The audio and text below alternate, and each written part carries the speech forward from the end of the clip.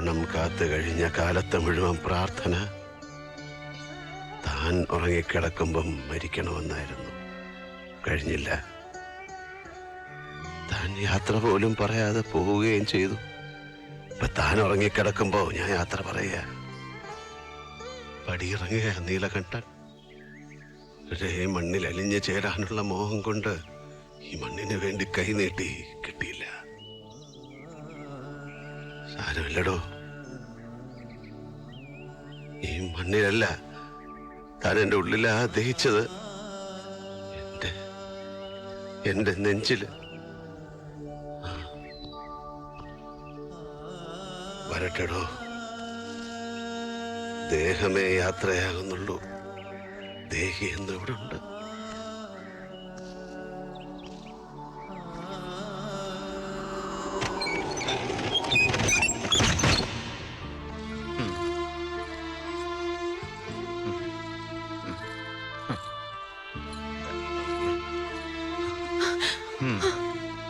എവിടേക്കാ വരമോ? കൈ കിട്ടണത് കൈസഞ്ചിയിൽ എടുക്കാൻ പറഞ്ഞു, എടുത്തു. കൂടെ ഇറങ്ങാൻ പറഞ്ഞു, ഇറങ്ങി. എനിക്കൊന്നും അറിയില്ല. എന്താ അച്ഛാ ഇത്? എല്ലാവരും വിട്ട് എങ്ങോട്ട് പോവാ? പോവാതെ നിവർത്തിയില്ല, ബാങ്ക് ജപ്തി ചെയ്ത്. എന്നെ പഠിപ്പിച്ച് ഡോക്ടറാക്കാൻ വേണ്ടി എടുത്ത ലോണല്ലേ അത്? ഏട്ടന്റെ വീട്ടിലേക്ക് പോയില്ലെന്ന് വാശിയാണെങ്കിൽ ഞങ്ങൾക്കുള്ളൊരു വീട് അവിടെ താമസിച്ചൂടെ അച്ഛനും വാര്യമ്മോനും? സുഹ്ര, നിങ്ങളും കാർത്തികനെ എനിക്ക് ഒരുപോലല്ലേ മോളെ. ആരോടും വാശിയില്ല. ഒരു യാത്രയ്ക്ക് സമയമായി, പോകുന്നു, അത്രേ ഉള്ളൂ. നമ്പ്യാർ സാറ് പറഞ്ഞ് കാർത്തികൻ കാര്യങ്ങൾ അറിഞ്ഞത് ഇപ്പോഴാ. പുള്ളിക്കാരൻ വന്നുകൊണ്ടിരിക്കുന്നേ ഉള്ളൂ ബാംഗ്ലൂരിൽ നിന്ന്. എന്നോട് ഉടനെ അച്ഛനുമായി വീട്ടിലേക്ക് പോകാൻ പറഞ്ഞു. ബാക്കിയൊക്കെ പുള്ളി വന്നിട്ട്. ശേഖരനും ഞാനും ബന്ധുക്കളാവാൻ പോകുന്നവരാ. എന്നാലും തന്നെ സഹായിക്കാൻ ഞാൻ എന്നാലാവുന്നത് നോക്കി, കഴിയാഞ്ഞിട്ടാ. ആരോടും പരിഭവമില്ല, ശേഖരനോട് പോലും. പൊയ്ക്കോളൂ, കാർത്തികനോട് പറയൂ അച്ഛനൊരു തീർത്ഥാടനത്തിന് പോയി തിരിച്ചു വന്നിട്ട് കാണാമെന്ന്. വരേ. ഓ സാർ, ഞാൻ പൊയ്ക്കോളൂ എന്ന് പറഞ്ഞില്ലേ? വരേ. ആ താക്കോൽ കൂട്ടം നമ്പ്യാരെ ഏൽപ്പിച്ചേക്കൂ. സുഹ്ര, മോള് വീട്ടിലേക്ക് പൊയ്ക്കോളൂ.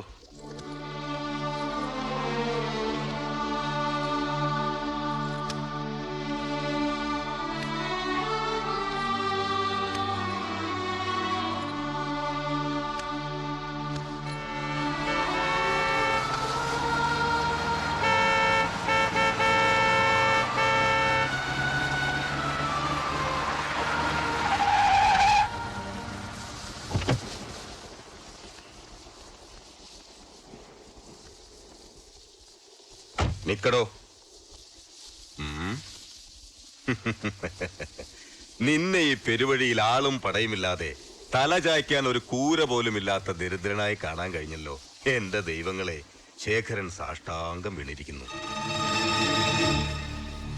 മംഗലശ്ശേരി പേരിനു മുമ്പിൽ കൊമ്പന നെറ്റിപ്പട്ടം പോലെ നീ കൊണ്ടു നടന്ന നിന്റെ തറവാട്ടു പേര് ഇനി നിന്റെ കൂടെ ഇല്ല. അത് മാഞ്ഞുപോയി. എടോ,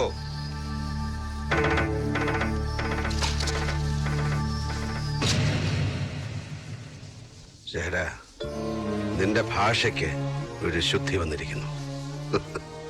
മംഗലശ്ശേരി എന്ന പേര് മാഞ്ഞുപോയി. നല്ല പ്രയോഗം. മായണം, മാഞ്ഞു പോണം. പേരും ആഭരണങ്ങളും അടയാള ചിഹ്നങ്ങളും മാഞ്ഞു പോകും. ഒടുവിൽ നഗ്നദേഹമാണ് അഗ്നിയിൽ ദഹിച്ച് ചാരമാവുന്നത്. ഒരു രാജാവും ചെങ്കോലും കിരീടവുമായി പട്ടടയിൽ ഒടുങ്ങിയിട്ടില്ല. നേടിയതും വെട്ടിപ്പിടിച്ചതും ദാനം കിട്ടിയതും വീണു കിട്ടിയതും സ്വപ്നം കണ്ടതും കണ്ണിൽ കണ്ടതും എല്ലാത്തിൻ്റെയും കണക്ക് പുസ്തകവും പിന്നിൽ ഉപേക്ഷിച്ചാണ് പരിത്യാഗത്തിന്റെ യാത്ര, വാനപ്രസ്ഥം തുടങ്ങുക.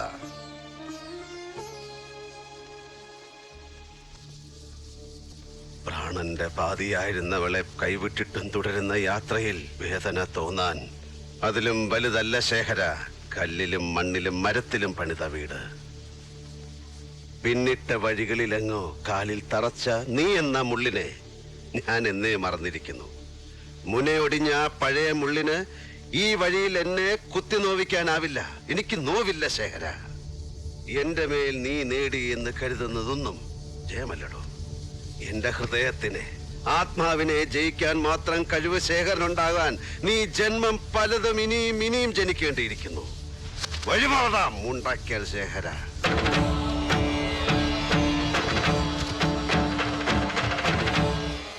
എവിടേക്ക്, എന്തിന്? ഈ രണ്ട് ചോദ്യങ്ങളും ഞാൻ ചോദിക്കണില്ല. പക്ഷേ യാത്ര എന്ന് പറയുമ്പോ കയ്യില് ദമ്പടി വേണ്ടേ? തീവണ്ടി കൂലിയും ശാപ്പാടും. ഡോ, ഭിക്ഷക്കാരുടെ നിഘണ്ടുവില് തീവണ്ടി കൂലിയൊന്നുമില്ലടോ. അപ്പൊ അങ്ങനെയായില്ലേ?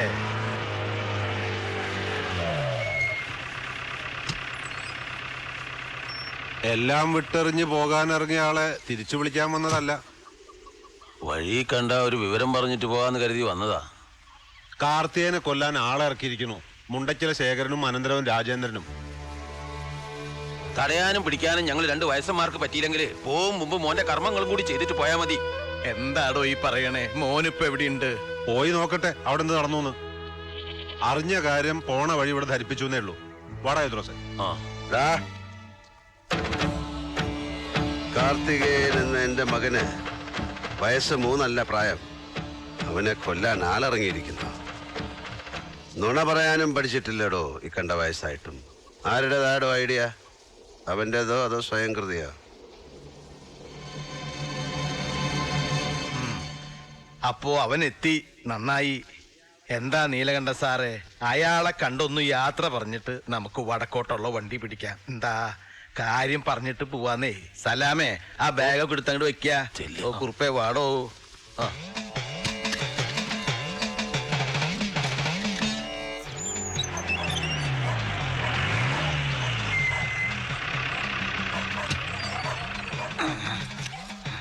ഈശ്വര, ഞാൻ പിടിച്ചോളാം. ഓ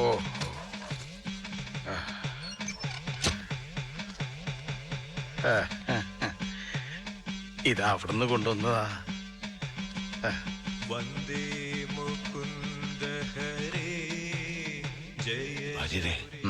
പെരിങ്ങോടൻ ചത്തിട്ട് വർഷങ്ങളായി. അയാളോ? ആ ശബ്ദം, ഇടയ്ക്കയിൽ അതേ കാലം, താളം. ചർച്ചിതമാം നിന്റെ ദ്വാരകാപുരിയെവിടെ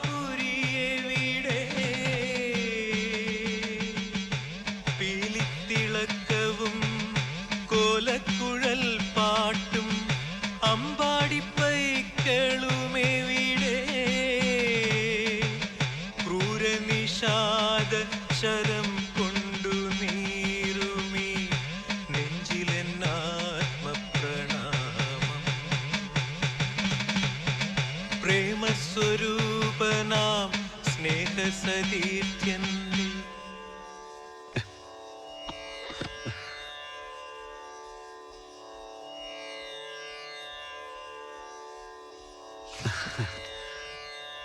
അച്ഛനെ ഈ ആളെ മനസ്സിലായോ?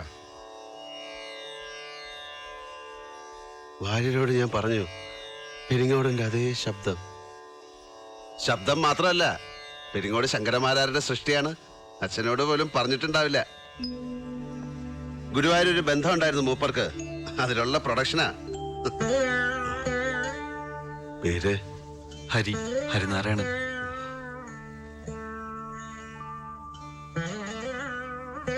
അച്ഛന്റെ കഴിവ് കിട്ടിയിട്ടുണ്ട്. സ്വഭാവം അതുപോലെ പകർത്തരുത്. അങ്ങനെ നടന്ന ജീവിതതാളം കുട്ടുമ്പ പിഴവ് എഴുതരുത്. ഏതെങ്കിലും ഒരു മൂർത്തിയുടെ മുമ്പില് കൊട്ടിപ്പാടി സേവിക്കുക. സേവ നടത്തി കുടുംബം പുലർത്താൻ ഇടയ്ക്കേം തൂക്കിച്ചെന്ന് കയറിയപ്പോ ക്ഷേത്ര കമ്മിറ്റിക്കാരന്റെ ചോദ്യം, അമ്മയുടെ ജാതി, കുലം, പിന്നെ അതൊക്കെ തെളിയിക്കാൻ സർട്ടിഫിക്കറ്റും. ഗസറ്റഡ് ഓഫീസറുടെ അറ്റസ്റ്റഡ് കോപ്പി, ദൈവത്തിന്റെ കൊട്ടാരം വിചാരിപ്പുകാർ നടിക്കുന്നവരുടെ അന്വേഷണ കമ്മീഷൻ. ആ സമയത്താ എന്റെ കൈ വന്ന് പെടുന്നത്. കയ്യിലൊരു ഡിഗ്രി സർട്ടിഫിക്കറ്റ് ഉണ്ടായിരുന്നു. പോണ്ടിച്ചേരിയിൽ എൻ്റെ ഒരു സുഹൃത്തിന്റെ ഡിസ്റ്റിലറി കൊണ്ടാക്കി. ഇപ്പൊ സെയിൽസ് മാനേജരാ. ജീവിതം സുഖം. കള്ളുണ്ടാക്കണ സ്ഥലമല്ലേ. ഒരു കുപ്പി സ്പിരിറ്റ്, ഒരു കുപ്പി വെള്ളം, പിന്നെ നിറത്തിനും മണത്തിനും ചേരുവകൾ സ്വല്പം. അങ്ങനെ ബോട്ടിൽ ചെയ്യണ വിദ്യ കണ്ട് മതിയായതുകൊണ്ട് പെരിങ്ങോടന്റെ മോൻ ഇന്നുവരെ ഒരു തുള്ളി കഴിച്ചിട്ടില്ല. അമ്മയൊപ്പുണ്ട്. സാറിന്റെ ദയ കൊണ്ട് അലട്ടില്ലാതെ കഴിഞ്ഞു പോണു. മതി. മനസ്സിലെ സോപാനത്തിൽ നാരായണമൂർത്തിക്ക് കൊട്ടിപ്പാടാം. അത് മതി.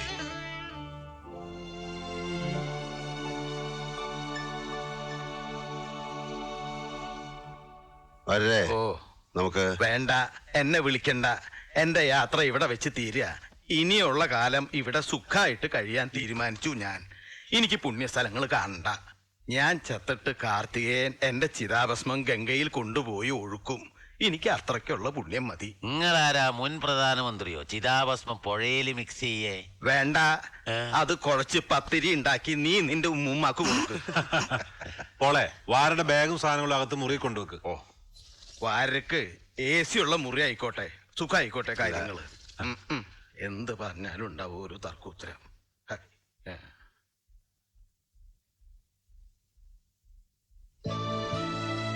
പണം അച്ഛനെ തോൽപ്പിച്ചു തുടങ്ങിയ കാലത്ത് അച്ഛനെ നോവിച്ചുകൊണ്ട് ഞാൻ വീട് വിട്ടുപോയി.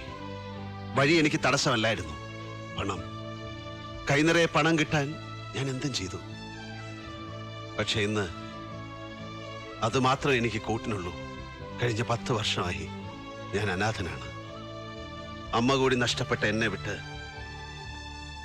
അച്ഛനെങ്ങും പോകരുത്. മംഗലശ്ശേരിയിൽ അമ്മ തനിച്ചാണ്. ആ മണ്ണ് തിരിച്ചു കിട്ടണം. ആരുടെ കയ്യിൽ നിന്നായാലും ഞാനത് തിരിച്ചു വാങ്ങും. മംഗലശ്ശേരിയുടെ പോമുഖത്ത് എനിക്ക് അച്ഛനെ കാണണം. ഇനിയുള്ള കാലം മുഴുവൻ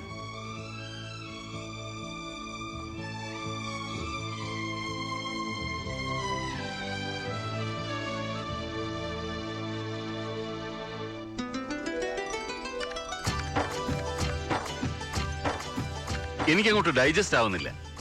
ചിലപ്പോ ഈ പോലീസ് ബുദ്ധിയുടേതാവും. ഇത്രയും സുന്ദരിയായ ഒരു പെൺകുട്ടിയെ ഇതുവരെ ഒരുത്തനും പ്രേമിച്ചിട്ടില്ലെന്നോ? എന്തോ നാമ്പിള്ളേരാണ് ഈ നാട്ടിലുള്ളത്. ഇവിടെയുള്ള പയ്യന്മാർക്ക് ഇയാടെ അച്ഛനെ പേടി കാണും. കോളേജിലോ അവിടെ ഇല്ലായിരുന്നോ ഒരുത്തനും? ഒരാള് പോലും തിരിഞ്ഞു നോക്കിയിട്ടില്ലെന്നല്ല ഞാൻ പറഞ്ഞതിനർത്ഥം. പുറകെ വന്നവരൊക്കെ ഉണ്ട്. പക്ഷേ നമുക്കും കൂടി തോന്നണ്ടേ? അപ്പോഴല്ലേ അതിന് ലവ് എന്നൊക്കെ പറയാൻ പറ്റൂ. താങ്ക് ഗോഡ്, ആരോടും തോന്നിച്ചില്ലല്ലോ നീ. അങ്ങനെ താങ്ക്സ് പറയണ്ട, ഒരാളോട് തോന്നിയിരുന്നു.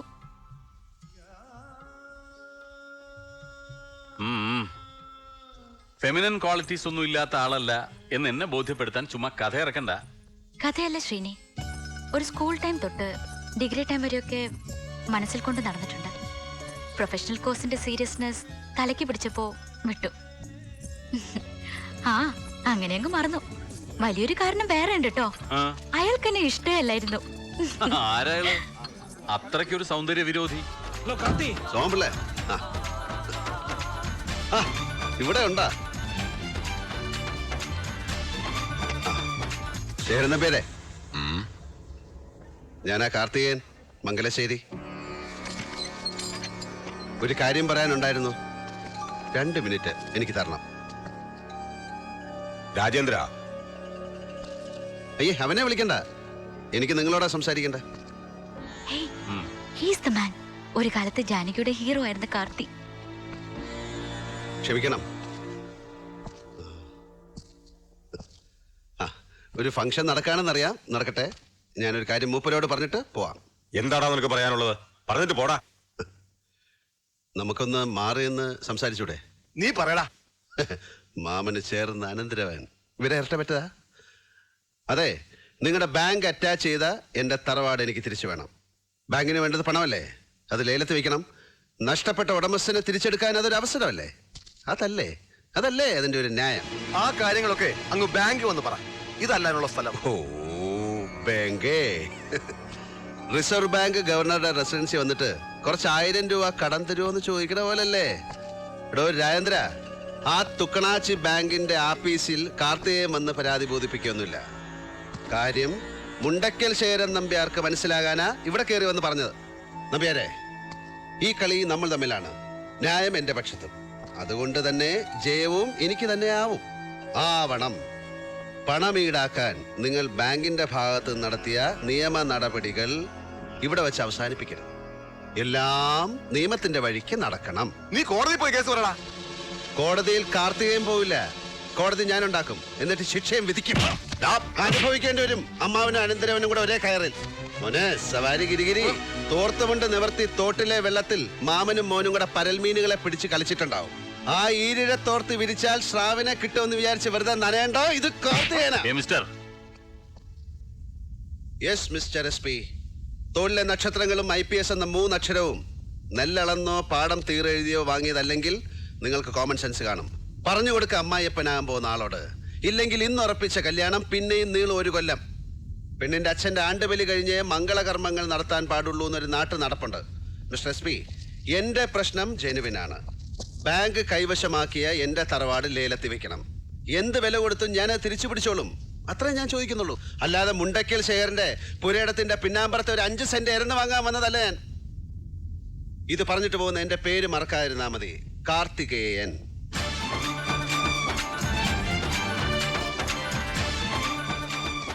ഈ കളി ഞാൻ ജയിക്കാൻ വേണ്ടി മാത്രം കളിക്കുന്നതാണ്.